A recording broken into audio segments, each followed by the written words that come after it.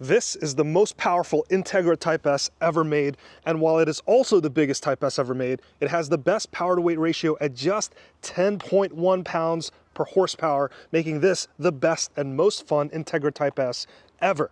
And it's also better than the Civic Type-R. Front end looks very corporate, the diamond pentagon grille and these very identifiable square root daytime running lights. They are straight from the Acura branding experts, so you know exactly that this is an Acura from very far away. It's also kind of boring that way, but there are elements that make this more exciting, like the blacked out integrated canards, which help with downforce.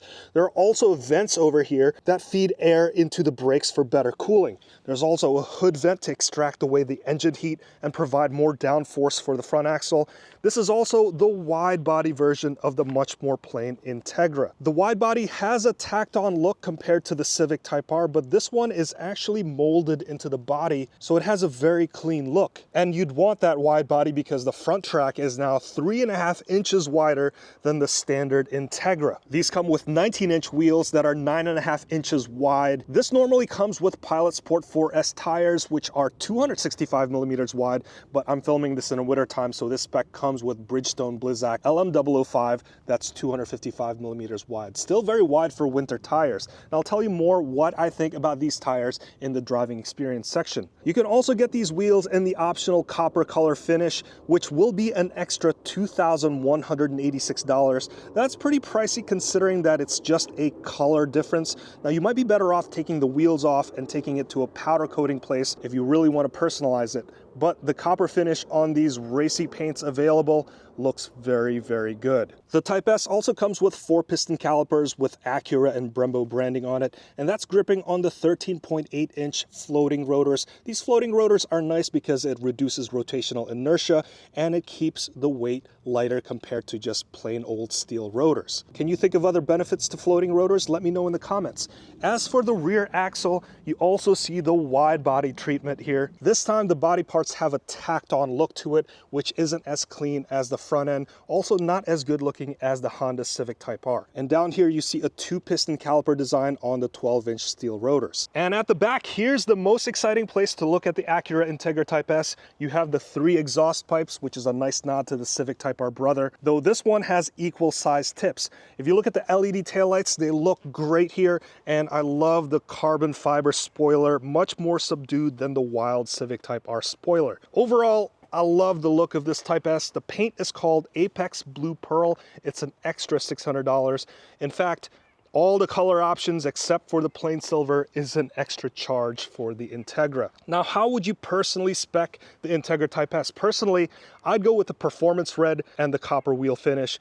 What do you think? Let me know in the comments. Now let's jump into the interior. And before we go on, if you like videos like this that are short and to the point about these new cars, please consider hitting that subscribe because it helps this channel out tremendously. Now, if you were hoping for a more unique look than the standard Integra, then you might be a little disappointed here as it's mostly the same, with the exception to the unique Type-S badge, the Type-S behind the shifter, and also the contrast upholstery on the passenger side dash. And if you were hoping for a more luxurious looking Honda Civic, then the materials aren't that much nicer than the Civic, which isn't a dig on Acura, but more of a praise on Honda. I'm liking their interior quality, and I think it can look really nice as long as you don't go with the very base versions.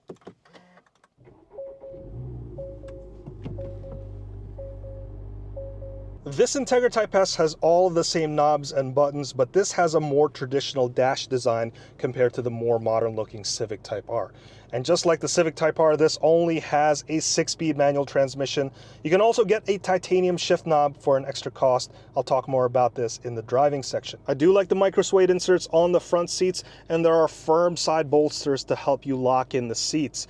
There is a 12-way power adjustment for the driver's side, but only manual for the passenger side. The seats are also heated, but there's no ventilation, which is kind of a bummer for a more luxury or premium brand. but this is still an improvement over the more basic feeling Honda Civic Type-R, which don't have heated seats and only have manual seat adjustment. What you see here is the standard steering wheel. You can get heated steering wheel as an option. You can also get an Alcantara steering wheel, which is more grippy and great for performance driving, but I don't think Alcantara steering wheels age very well, and it'll start to feel a little grimy in the long run. Let me know in the comments whether you like those types of steering wheels. But generally speaking, the 3-spoke design is very comfortable to hold when you're driving fast, and it just looks good. I love all of the physical buttons in here, and there are dials on each side of the spoke so that you can customize the screen in front of you. For the second row, there's a decent amount of legroom at 37.4 inches, but I'm 5'8", and this is feeling a little cramped, and I also just hit my head trying to get in here. But generally speaking, there's not a lot of amenities back here. There's no vents, there's no USB ports. It's pretty basic. There's also a healthy amount of cargo space at 24.3 cubic feet. I love this lift back design because you can fit tall items in there. And when you fold the second row down, that space almost doubles. So the cargo space and the legroom, this is class leading. To give you an idea of the space, I have my 30-liter photography bag. This is about the size of a small carry-on suitcase, so you could see that you could fit several of these in the hatch. Now let's talk about the technology. This comes with the standard 9-inch touchscreen, and it comes with the Honda Acura infotainment system. It's very simple to use, and it's easy to understand the layout. And you can even customize the shortcuts as well. So if I listen to, let's hide the tooltips. If I listen to Sirius XM, I can just drag it over to this button over here, and now it becomes a quick access button. I also like the finger ledge on here so that it could stabilize your hand when you're making selections. These are just the small car design things that go a long way. Way to go, Acura. And also the dedicated home, back, seat buttons, and this volume dial. That's very much appreciated. And when it comes to Apple CarPlay and Android Auto, it comes with the wireless version, so that's great. Now looking ahead, there's a 10.2-inch digital driver display with the customizable gauges that you can manipulate through the scroll wheel here. And looking ahead, there's also a heads-up display.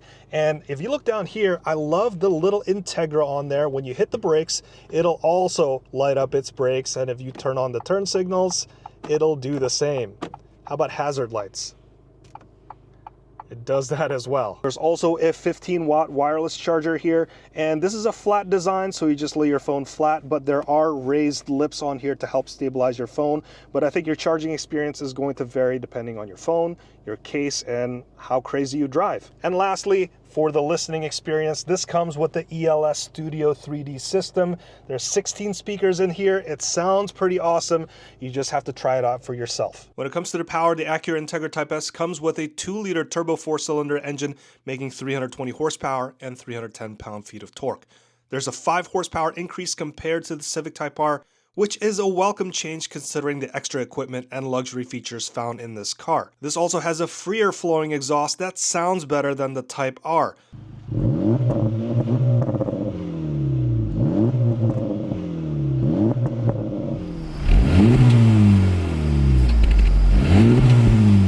320 horsepower is enough power for a car of this size, but don't expect this to be a head-snapping performance. The magic really lies in how this thing handles. Now that engine is attached to a 6-speed manual, and it is by far my favorite 6-speed manual on a car that isn't priced like a house mortgage. The flywheel feels right, the rev matching system is spot on, but I still think it's much more delightful to rev match yourself. The short throw shifter just feels so crisp and so premium, and the clutch is also pretty easy to modulate. Overall, this is a very easy car to drive. The handling is also a delight, just like a Civic Type-R. This Type-S tester comes with winter tires. Acura made sure to let me know that before I started driving this thing, so I expected the driving experience to suffer, and to a large extent, it's not as good as the super sticky summer tires on the Civic Type-R, but these are really great winter tires. I did get a chance to test it out in 26-degree Fahrenheit weather.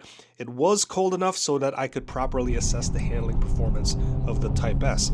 and it pretty much feels like a Type R. The suspension can be stiffened up so that the car feels pretty flat when you quickly change directions. There's a limited slip diff that helps you send more torque to the side with more grip, so it helps you accelerate through the corners and set faster lap times. And when it comes to the steering, it feels very honest and translates what you see on the road, and it has the same quickness as the Civic Type-R. So I love how this Type-S is basically the same experience as the Type-R, and it makes no compromises because it's in a more premium looking outfit. Instead of the Type-R's racing suit, this Type-S is business casual, and it can still set impressive lap times. Now, as for the ride quality, it is also very similar to the Type-R. You can switch between the different driving modes, and you can also customize the overall driving characteristics by changing up the suspension damping, the throttle response, and also the power steering assistance. At the Sport Plus setting, the ride is pretty firm, but it isn't punishing like something you'd find in the Hyundai N cars. So I think my favorite part of the Integra Type-S is that it's not a compromise to the Honda Civic Type-R. You still have the raw performance of the Honda Civic Type-R without the boy racer, maybe more premium, slightly different appearance. You just have to pay an extra $7,000 on top of the Civic Type-R. And is there $7,000 worth of upgrades in this car? In my opinion, not really, at least not in the areas that I care about, especially if I'm shopping for a car and I'm a car enthusiast. And depending on the markup, the market, the availability of these cars, your location, both of these cars might even be within the same price range. So personally, I would go with the Honda Civic Type-R because that's more my style and that's just what I prefer. This Type-S looks more corporate, whereas the Honda Civic Type-R looks more fun and playful and more youthful. And since you're still here, check out my other video comparing the Honda Civic Type-R to the Hyundai Elantra N. I think you'll like that a lot. Thank you so much for watching. Don't forget to subscribe. My name is Hanson, and I'll see you in the next one.